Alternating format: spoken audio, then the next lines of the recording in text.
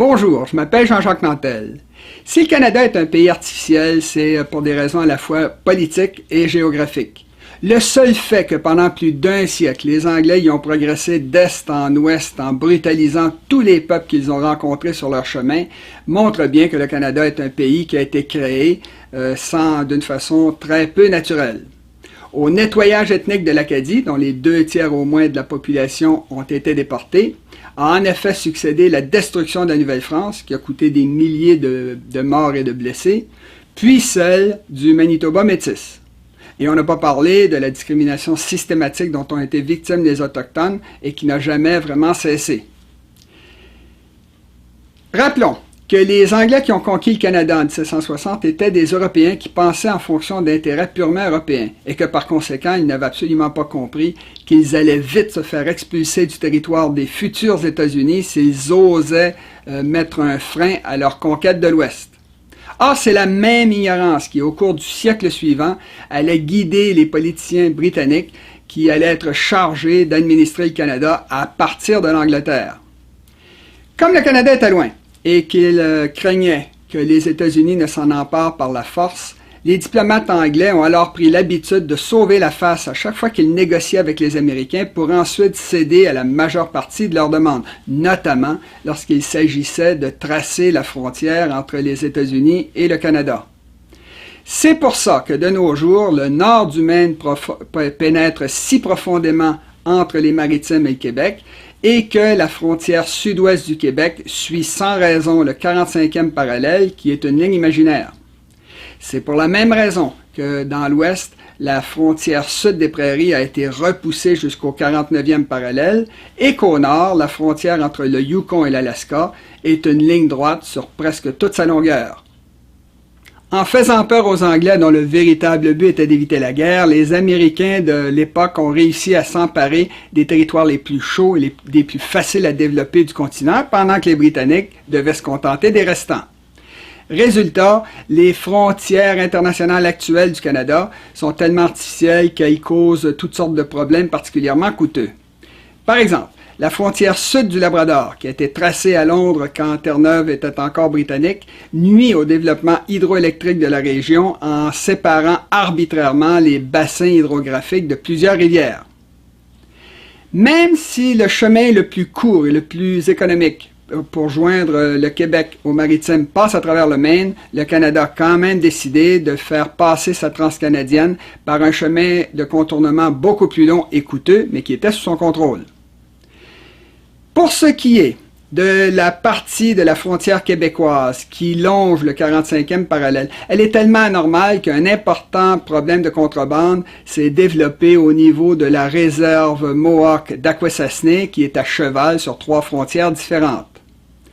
Quant à la frontière sud des prairies qui longe le 49e parallèle, elle est tellement aberrante que les États-Unis et le Canada ont décidé de la rendre visible en déboisant à grands frais un long corridor de 6 mètres de large qui traverse les forêts et les montagnes du continent.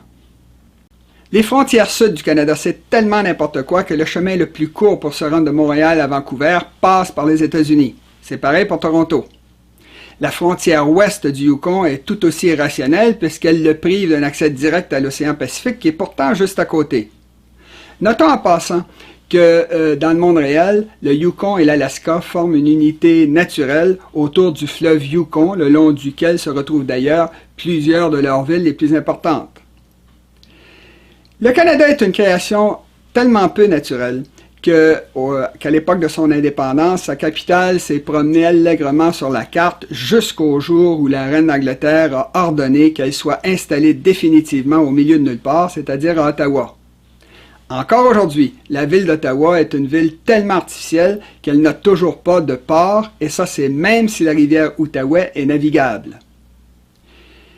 Comme le Canada a la taille de l'Europe et que la plupart de ses habitants ne l'ont jamais visité, il était normal qu'après son indépendance, les natifs qui en ont pris le contrôle ont continué eux aussi à faire n'importe quoi. C'est pour ça que, par exemple, plusieurs régions naturelles du pays ont un nom sans avoir aucun statut officiel. C'est le cas des Maritimes, des Prairies et des Territoires du Nord.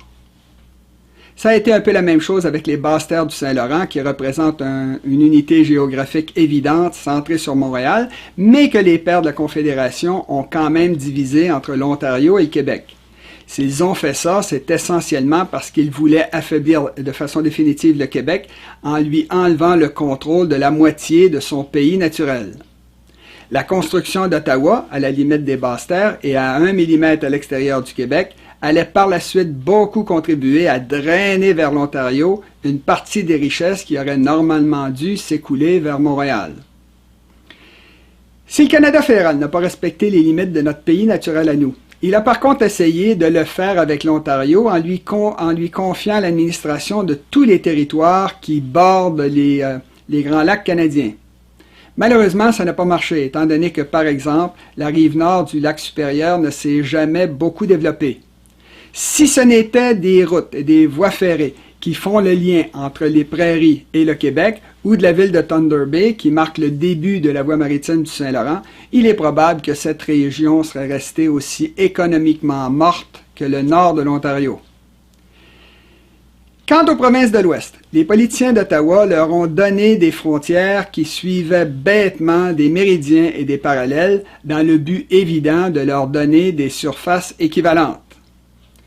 Les frontières du Grand Nord sont tout aussi folles puisqu'on y trouve par exemple un point quadruple, c'est-à-dire un point parfaitement géométrique qui n'a bien sûr rien à voir avec le monde réel.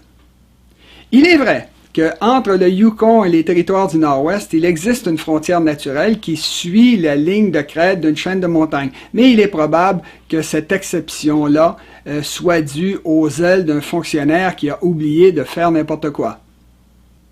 En plus d'avoir des frontières arbitraires, le Canada a aussi une population qui vit à 90% dans une bande de territoire qui a 5000 km de long et 200 km de large le long de la frontière américaine. Pire, cette bande est divisée en grumeaux de peuplement distincts, qui sont séparés par des vides, et dont les économies regardent dans des directions différentes. À ça s'ajoute le fait que le flot d'immigrants européens qui faisait fonctionner autrefois le melting pot du Canada anglais a cessé et que l'immigration massive actuelle est en train de donner un caractère ethnique de plus en plus prononcé à plusieurs régions. En effet, si les Maritimes conservent encore aujourd'hui un peuplement très britannique et que le Québec conserve un caractère français, la Colombie-Britannique, elle, devient de plus en plus asiatique. Le Canada n'a tout simplement pas la forme compacte d'un pays qui est fait pour durer. C'est parce que la Colombie-Britannique et les territoires du Nord sont très éloignés du Québec et qu'ils lui tournent physiquement le dos que leurs habitants se foutent de savoir si on va se séparer ou non. De nos jours, la propagande fédéraliste essaie de nous faire croire que les jeunes Québécois pensent que le projet d'indépendance du Québec, dont on parle depuis seulement 50 ans, est un rêve de vieux grincheux, alors que tout au contraire, le vieux Canada artificiel du 19e siècle, ça les exalte. Or, c'est justement pour pouvoir, entre autres, parler de tout cela avec eux aux quatre coins du Québec que pour la première fois, je vous demande votre aide financière en vous servant des deux outils PayPal et Patreon que vous trouverez dans la description qui est juste en dessous de la vidéo. De votre côté, n'hésitez surtout pas à utiliser la présente série de vidéos qui est complètement gratuite pour convaincre les gens que vous connaissez.